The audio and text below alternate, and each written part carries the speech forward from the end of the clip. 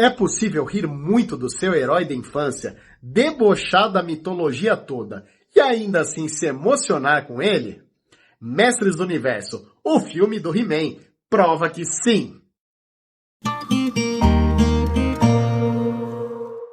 E aí, pessoal, espero que estejam bem. Mestres do Universo, de Travis Knight.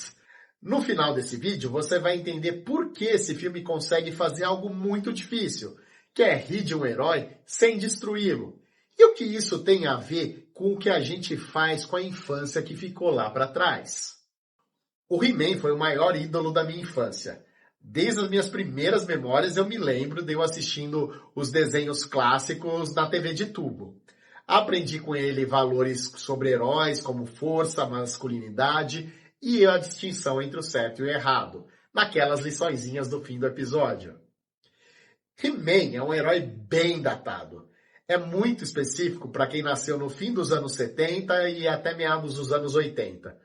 A turma dos anos 90 já perdeu o hype, quem é mais velho também já era muito velho quando passou He-Man. Então é um herói de quarentão e cinquentão. E esse quarentão aqui recebeu a notícia que um filme sobre He-Man estava em produção com um misto de nostalgia e preocupação. Porque poderia ser uma homenagem legal, ou uma desgraça, como foi aquele filme de 1987 com Dolph Lundgren. E poderia exagerar para um lado, ser sério demais, reverente demais aqueles valores dos anos 80, ou por outro lado, levar para o deboche sem limites, fazendo o He-Man ser apenas um palhaço, destruindo o personagem. Felizmente, a Mattel, a criadora do boneco do He-Man, soube utilizar a mesma estratégia que usou no filme da Barbie. Debochar da própria empresa e do seu produto. Rir da mística que criou, mostrando que, acima de tudo, é só uma brincadeira. E que fantasia não é também só coisa de adulto infantilizado. Mestres do Universo bebe dessa mesma fonte. A empresa olhando para o próprio espelho e dizendo, sim, He-Man era exagerado, cafona, certinho demais, com uma estética duvidosa. E tá tudo bem. E olha, eu revi desenho do He-Man depois de adulto e realmente era um desenho muito simples, muito tosco, mas que mexeu com o imaginário de muita gente da minha geração. E essa linha fina entre a homenagem e a zoeira funciona só quando você respeita o personagem enquanto ri dele. E esse filme acerta em cheio nisso. O principiado que o filme nos apresenta é o fracote. Não é o He-Man. É o cara que não é levado a sério. O cara que tá num date na Terra contando da sua infância em Eternia. E a moça achando claramente que ele é maluco. Então, quando esse perdedor se transforma, se vira He-Man, isso tem um peso por conta dessa mudança. E a montagem tem decisões inteligentes que conectam esses fracassos do personagem com quem ele se torna. Não é só visual, ela ajuda a contar a história. O ritmo é bom, o filme é leve, divertido, colorido, usa a mesma caracterização dos personagens originais. Ao contrário daquela adaptação de 1987, aqui não quiseram dar um tom mais realista ao filme. Tem a breve passagem do Adam pela Terra, mas mesmo assim, mesmo aqui, tem um quê de fantasia, um quê mais divertido e leve.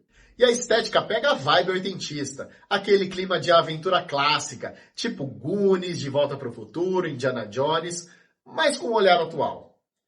Ele não tenta esconder que é a herança dos anos 80. Ele abraça. E aí dá risada disso. Mas sem louvar aqueles aspectos negativos da cultura dos anos 80.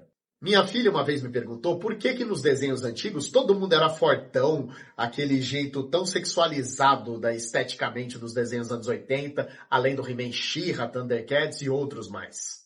Para ela, criança dos anos 2010, parecia estranha aquela estética da era Reagan, num período em que os Estados Unidos deixou de lado a própria crítica para se vender como exemplo de força bruta. He-Man encarnava um pacote muito específico da masculinidade. Bombado, hétero, duro, invencível, fisiculturista. Era a imagem do homem de verdade vendido para crianças de 5 anos sem nenhum questionamento. Ao lado de Conan, Rambo, G.I. Joe e companhia. Esses personagens que os virgões Red Pill hoje exaltam como masculinidade ideal e macho alfa. E esse filme é crítico quanto a essa masculinidade, mas sem negar, só ri dos exageros. E vai além nessas críticas, também a valores contemporâneos, como a positividade tóxica no ambiente de trabalho, representado pela chefe do Adam. E também do próprio Adam, que é um coach que sempre acha que tudo vai se resolver na conversa, com um discurso motivacional, e vamos resolver todos os problemas simplesmente assim. Basta querer. Mas isso também não quer dizer que esse filme é aquilo que dizem do discurso woke, politicamente correto, certinho. Não tem discurso, tem humor. E a crítica chega justamente por isso, porque você ri antes de perceber o que estava sendo dito. Mas vale uma observação. Esse filme tem autocrítica, porém a Mattel continua sendo a Mattel, assim como em Barbie. Com certeza vai vender muito mais bonecos do He-Man se esse filme fizer sucesso e empolgar uma nova geração de fãs. O capitalismo tem uma habilidade impressionante de aceitar a própria crítica, desde que ela não ameace a sua existência. Não vamos confundir deboche com subversão. O filme ri do produto. O produto continua à venda. E o que a gente faz com os heróis que a infância nos deu, quando o tempo expõe o que havia de problemático neles? Esse filme dá uma resposta possível. Você ri com carinho. Não precisa cancelar e nem reverenciar cegamente. Você olha com os olhos de hoje e ainda assim abraça. Sobre as atuações, Nicolas Galitzine tem bastante carisma para divertir, quase ridicularizar e ainda assim prestar homenagem ao ícone He-Man.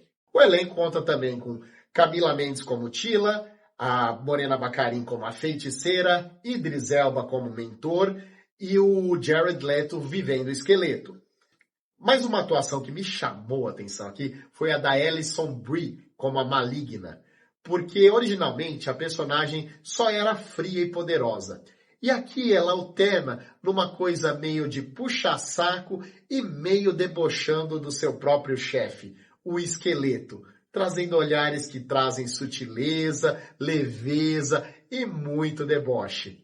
Ela faz muito com um personagem relativamente pequeno. E antes de concluir, eu peço que você dê o seu like e para que siga o canal. Mestres do Universo consegue andar bem na tênue linha entre o deboche e a reverência. Como entretenimento nostálgico, especialmente para os fãs de antigamente, é nota 10.